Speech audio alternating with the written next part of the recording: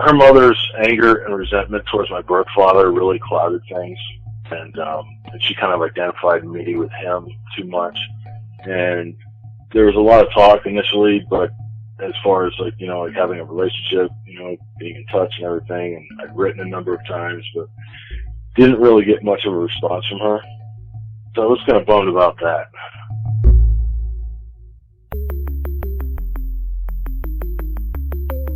Who am I? Who am I? Who am I? Who am I? Who am I? Who am I? Who am I? This is Who Am I, Really? A podcast about adoptees that have located and connected with their biological family members. I'm Damon Davis, and on today's show is Andrew. He called me from Murphy, Oregon, near Grants Pass, but his is an East Coast story. Andrew grew up kind of feeling like an odd man out in his family, not fitting his parents' ideas of who he would be. In an amazing coincidence, his pen-pal relationship with an elementary school class was key to unlocking his adoption reunion search. The open road took him to meet his birth father, who introduced him to his maternal grandmother. She welcomed Andrew at first, but ultimately, she was unable to separate him from the memories of what his birth father did to her daughter years before. This is Andrew's journey. Andrew grew up in a small town in Pennsylvania. He doesn't remember any moment when the news was broken to him that he was adopted. He's always had that knowledge. He was told a typical narrative about his birth mother being young, wanting a better life for him, and therefore choosing to relinquish him into adoption. He said he doesn't remember any negativity related to adoption. Well, growing up, I grew up in a small town in Pennsylvania, kind of the middle of nowhere. And I don't ever remember not knowing I was adopted. My parents never kept it a secret, but I don't remember I don't remember a moment where they broke the news to me. It was just something that we talked about from time to time, and they painted a kid picture.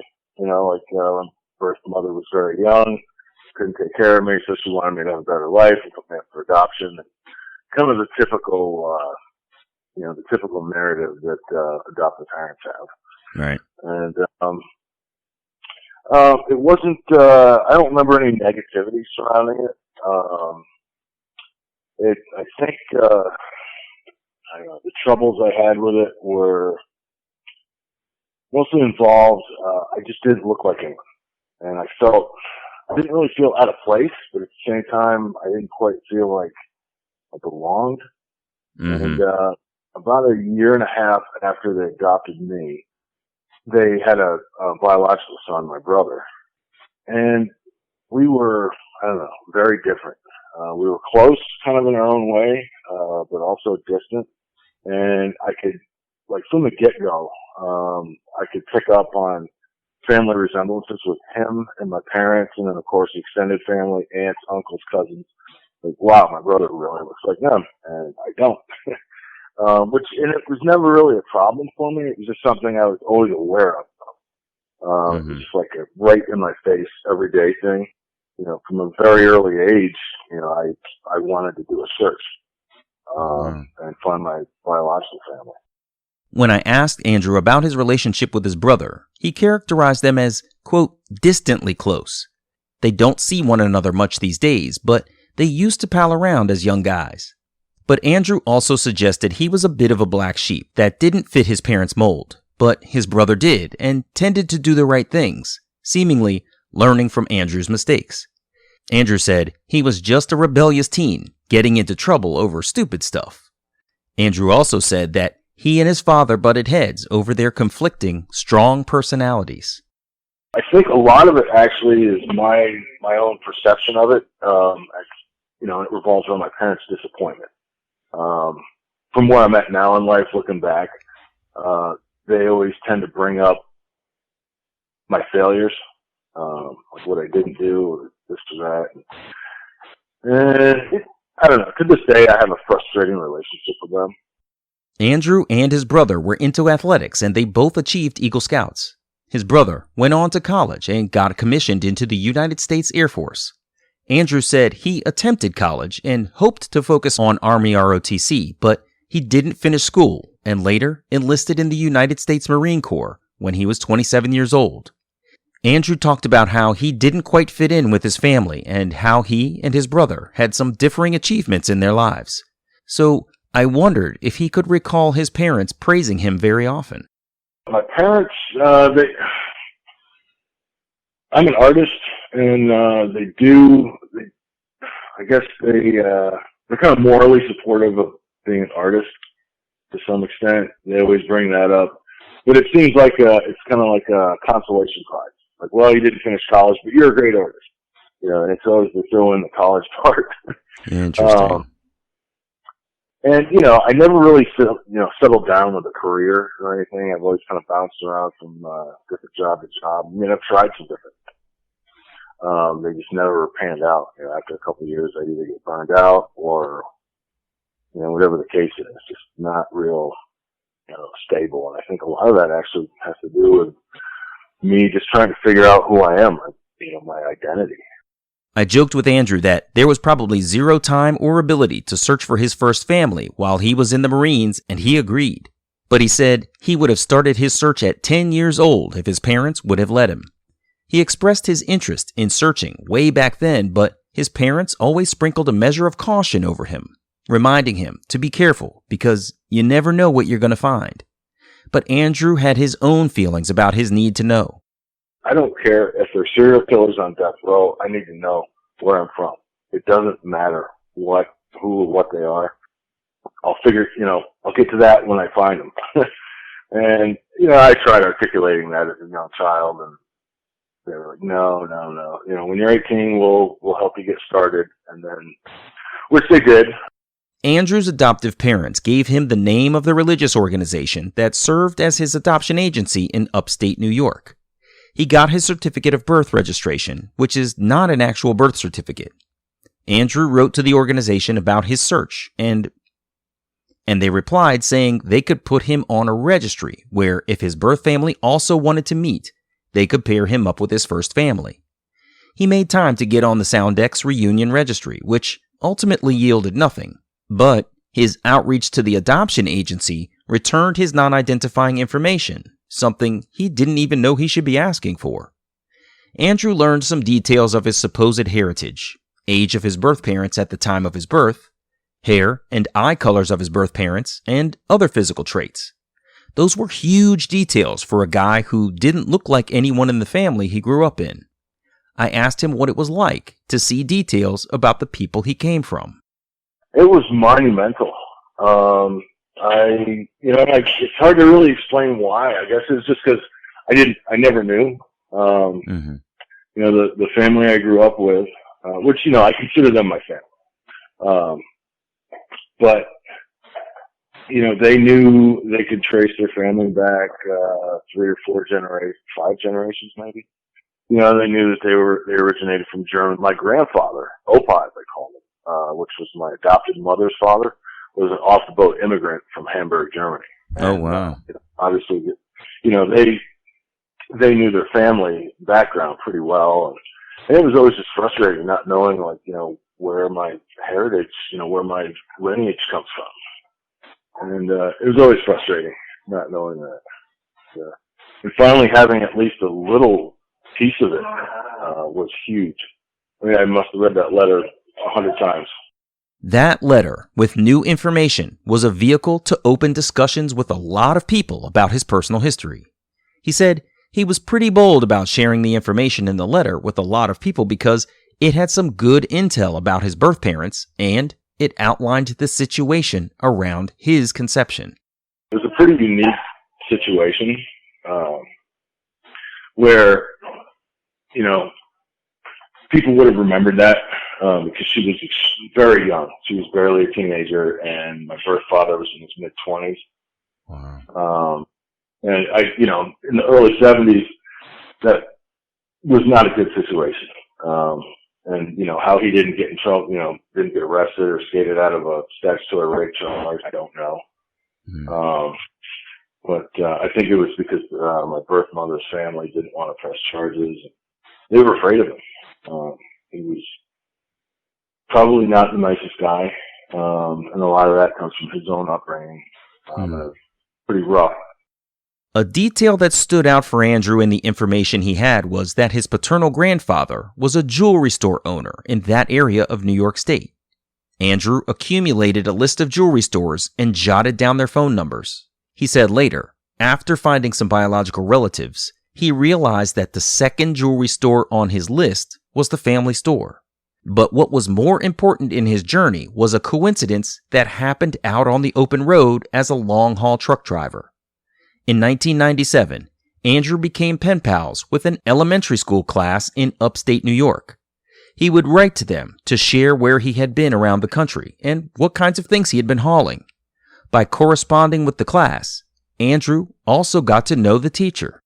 And the teacher, it turned out, she had grown up in and around my home, the town I was born in. Wow, okay. This is a long shot, but I was adopted, blah, blah, blah. Here's my non-identifying information. Does this situation sound familiar? And initially she wrote back and she didn't know, but she said she would ask some of her friends when she went back home to visit. And I had kind of stopped. I kind of went through a period of depression for a few months, and I'd stopped writing to the kids, and I was just kind of bummed about life and XYZ for whatever reason. Might have broke up with a girlfriend or something. Not sure. But I ended up sitting in my truck at a truck stop, middle of the night in Florida. It was the first time I had been to Florida ever. And just having one of those weird nights, sleepless, couldn't, just twiddling my thumbs, thinking about stuff, and then all of a sudden the hair on the back of my neck stood up.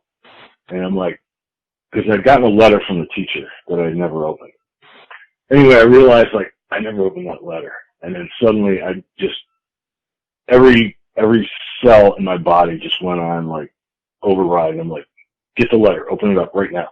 And I'm digging through my paperwork in the truck and found the letter, and I started shaking. And it was so bizarre. I opened it up, and it turns out one of her friends knew exactly, what the letter referred to and, the people that it was referring to, specifically my birthfather's family. Wow. And turns out, and she goes, my friend gave me a name.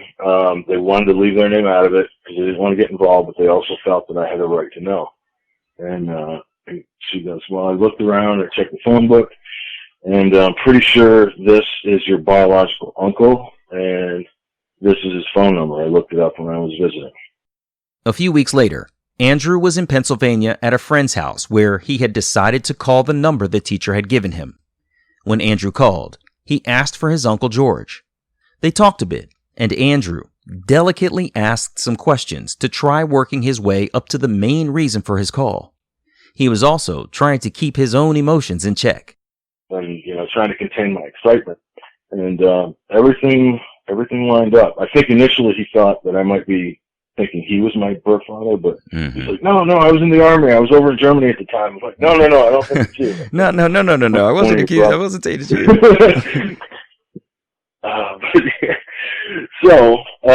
But yeah, everything else matched. It turns out it was his brother Tom, who was my birthfather. Wow. And he goes, I'm going to go get a hold of him. And I got confirmation, and then I kind of sat on it for a little bit. Over the course of that month, Andrew spoke with his paternal Uncle George, his aunt, whom Andrew said was very inclusive in terms of bringing him into the family, and his birthfather. It was the week of Thanksgiving, 1997.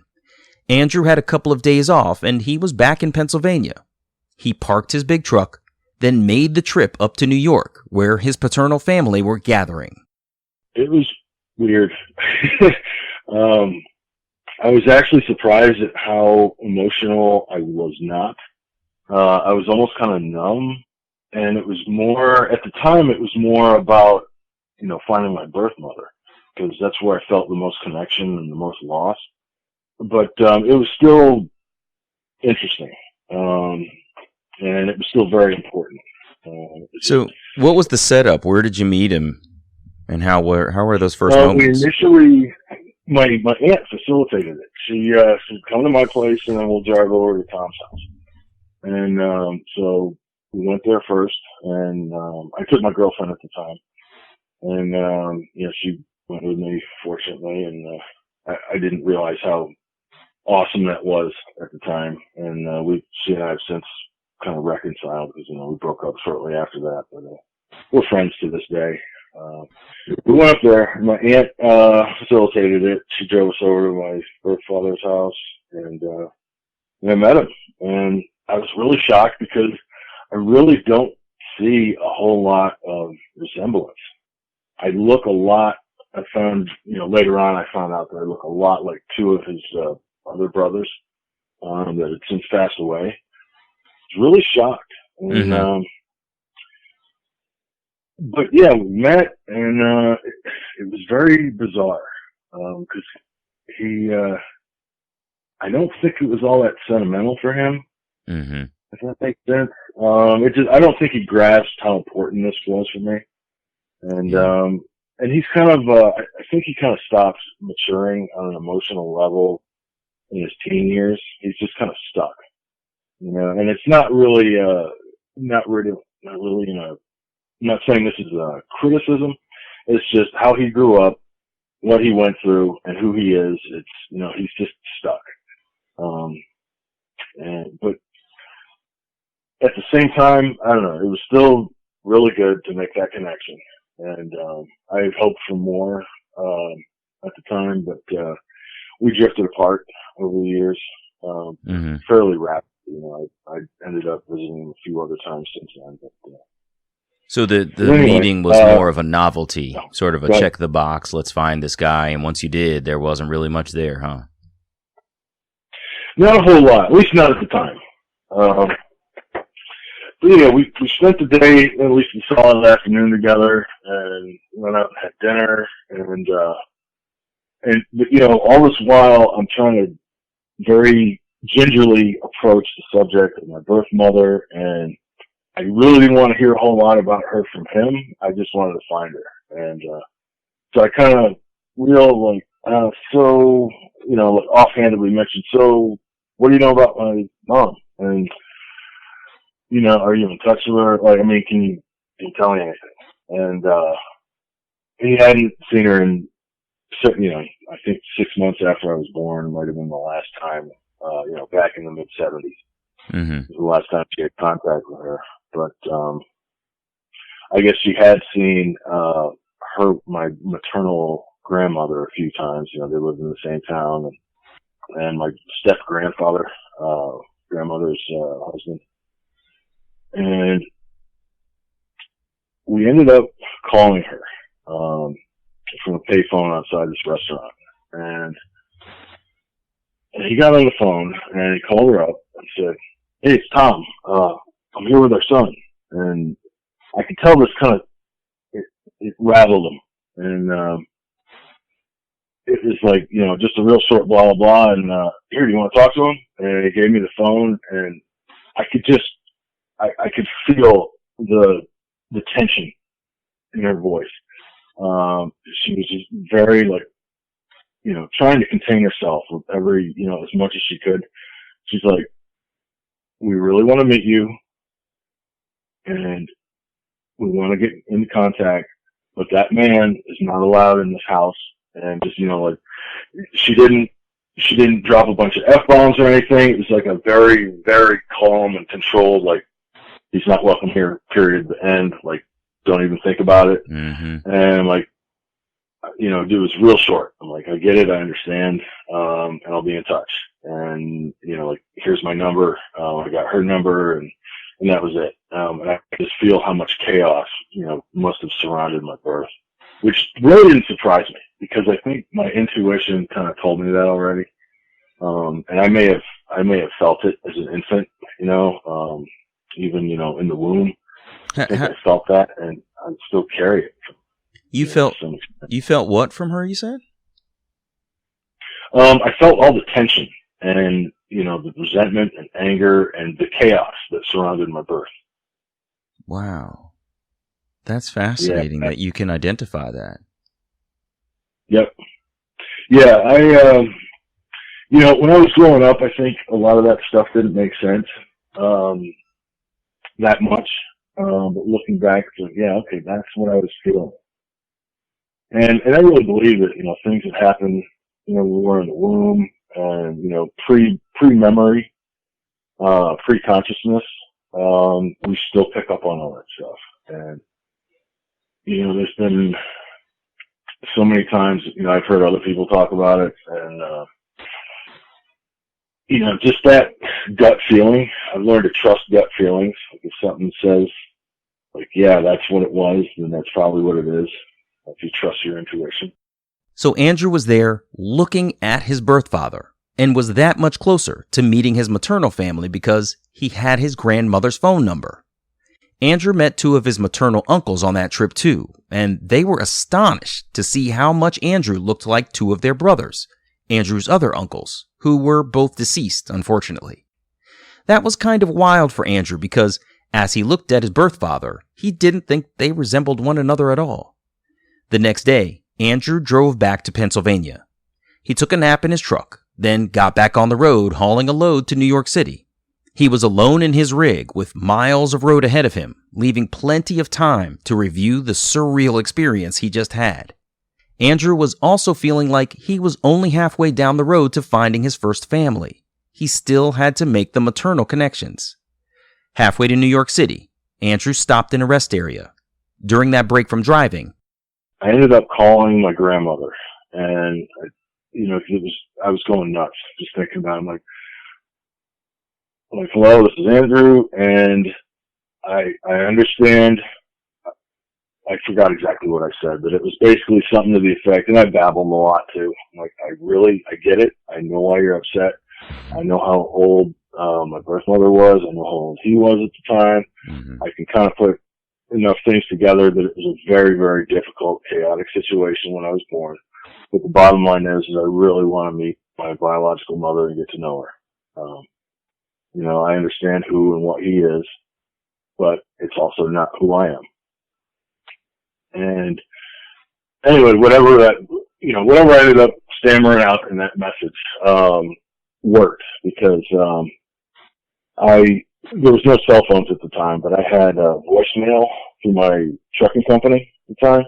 Mm-hmm. And, I gave her that information and, I think by that evening, she had left a voicemail and, thanked me profusely for calling and leaving that message and explaining my side of things a little bit better.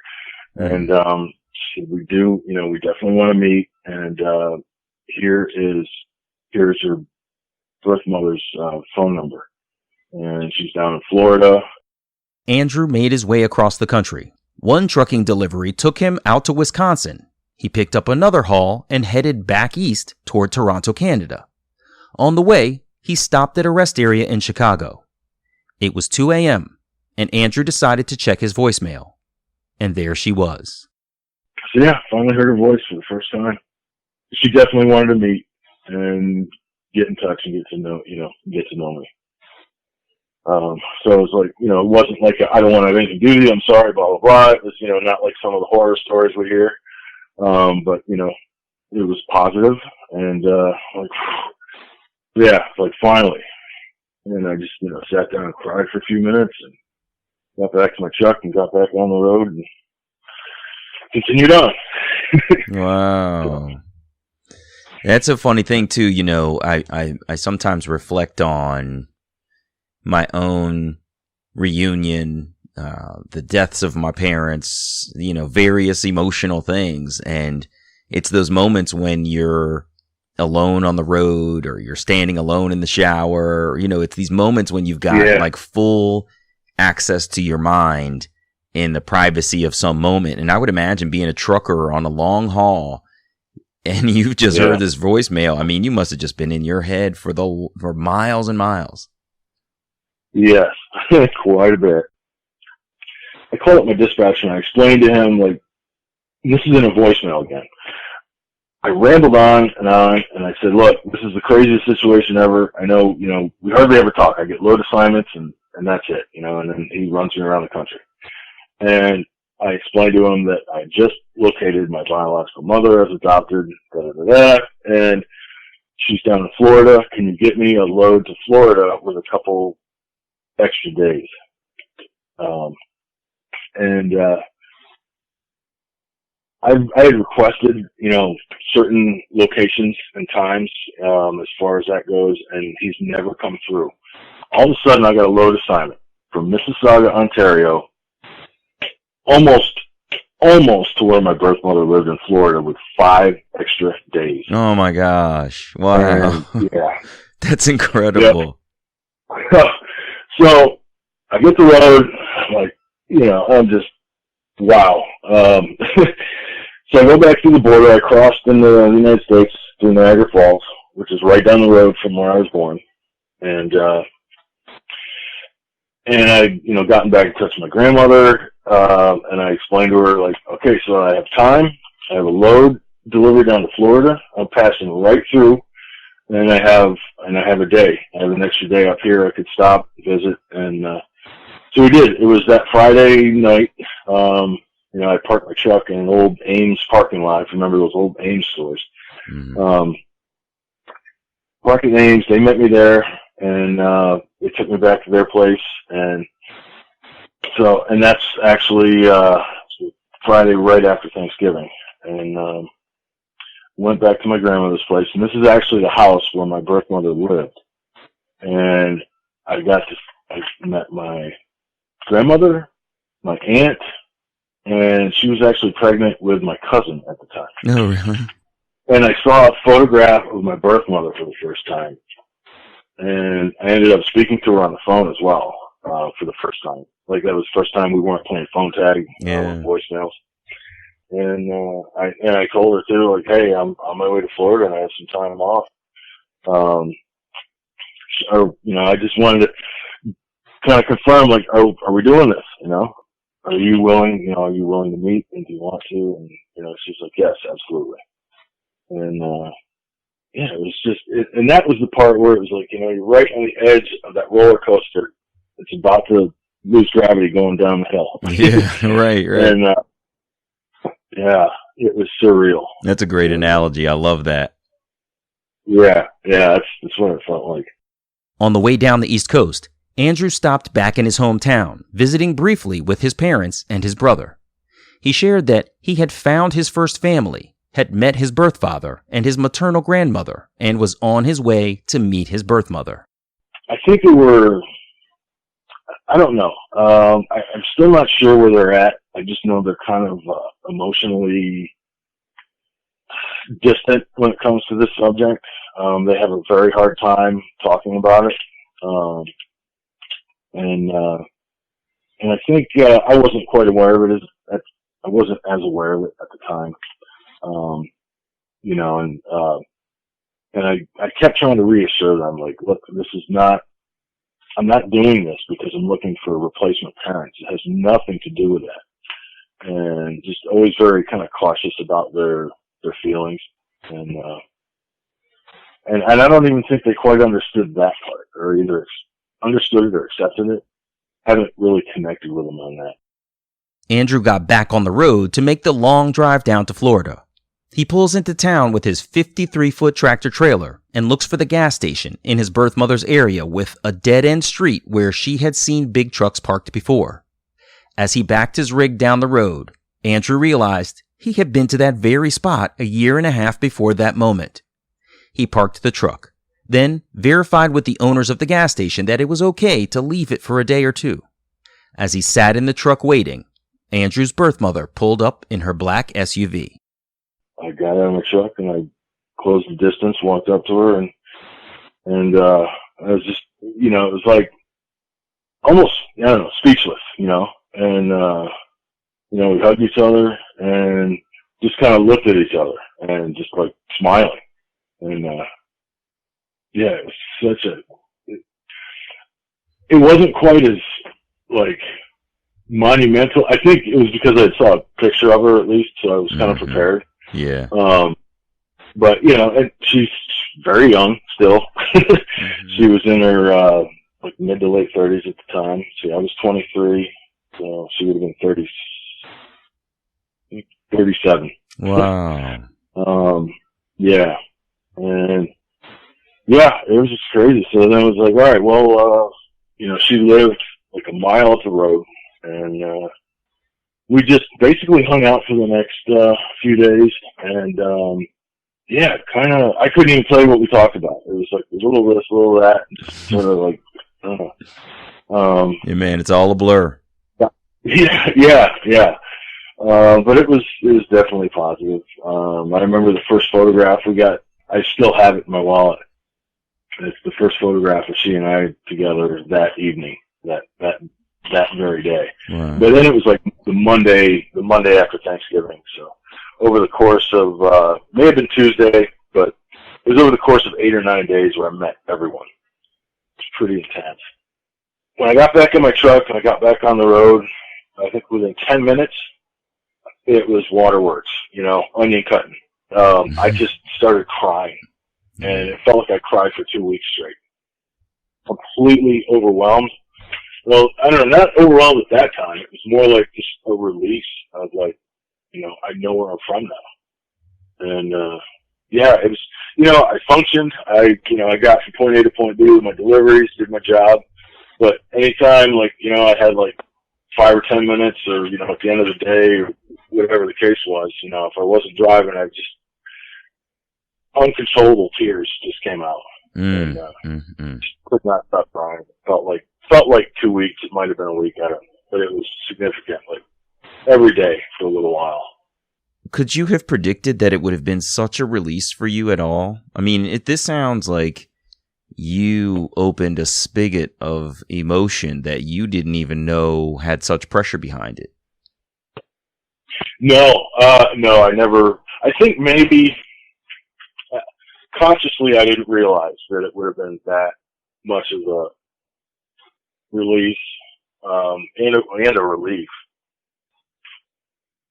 Yeah, no, I was not. Didn't foresee that. I knew it was very important. I mean, it's something that I've wanted to do since I can remember, I think. Just growing up, I've always had those, I was kind of one of those daydreamers looking out the window, and a lot of the time I was always wondering, where is my mom? What's she doing? Birthdays, of course, they bring that up a lot. And it was literally, you can almost divide my life. I'm going to be 46 in a couple months. Or no, next month I'll be 46. And, when I was 23, I found her. So it was literally half my life I didn't know anything. And then this last half, I found, I know where I'm from now. Yeah, I didn't really see it coming. Or at least, how much of an impact it would have had. I knew it was important, but not the level. Yeah. It just gave me a sense of identity and completeness, and I wasn't wondering anymore. A few years ago, Andrew took time away from trucking to do a work exchange program in Florida. He rode his motorcycle from New York down to Florida and camped out in a state park. He visited with his birth mother several times. Then, for the last month of the work exchange, Andrew stayed with her in a house next door to hers. They spent some quality time together, and her sister came for a visit as well. Andrew hadn't seen his maternal aunt since their reunion more than 20 years before. That was the interesting thing. The extended family, over the last 20 some odd years, started out with good intentions, but I honestly think her mother's anger and resentment towards my birth father really clouded things, and she kind of identified me with him too much. And there was a lot of talk initially, but as far as having a relationship, being in touch and everything, and I'd written a number of times, but didn't really get much of a response from her. So I was kind of bummed about that. And also, my aunt, everyone on my birth mother's side of the family was kind of distant. I think it had a lot to do with my birth father, who he was, and the things that he did, back around the time of my birth. Yeah, it's a funny thing that, a lot of adoptees are forced into the middle of. It's a situation that wasn't of your own creation, but that often you are forced to bear the consequences of. And those consequences are sometimes that animosity that prevents a deeper connection because you are identified with whatever the quote unquote bad situation was many, many years ago. And, Right. they've gotten over it, the people who were present at the time. And now your presence resurrects the feelings that were there during that time in their life many years ago.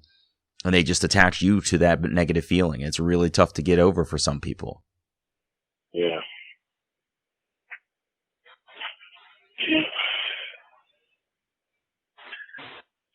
Yeah, frustrating thing.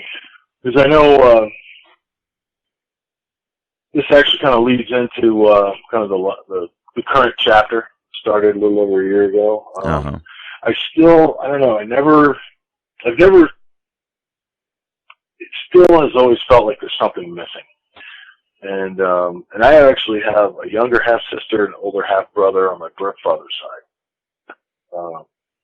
And my birth mother didn't have any other kids. It was just me.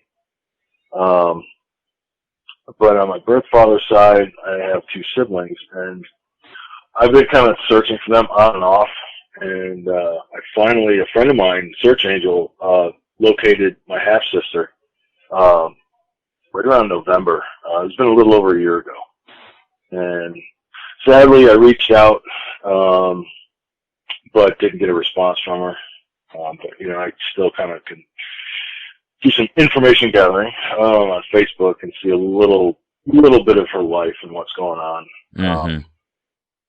And I think a lot of it has to do with what my birth father was like back in the 70s, early 80s. There were substance abuse issues and other things.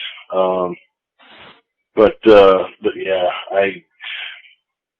no contact back. I don't think, for me, it's not necessarily about celebrating his connection between her and I. It's more about, like we're genetically related. And I think just having that connection is still very important for me. Yeah. And after I didn't get a response from her, I actually got back in touch with my aunt, on my paternal side, the first biological relative I met. I got back in touch with her, and a couple of her cousins, and even my birth father, and I saw everyone this past July when I was back east. I went from Oregon back to New York and then Pennsylvania to visit family and spend some time with my son, and then actually bring him out west here. That's really cool. But and here's actually something that's really, I think part of me was carrying a lot of, I don't know what it was. I don't want to say it was anger, but I was carrying, out of maybe loyalty from my biological mother. I think I was carrying some kind of, I was maintaining a big distance between myself and my birth father and his side of the family.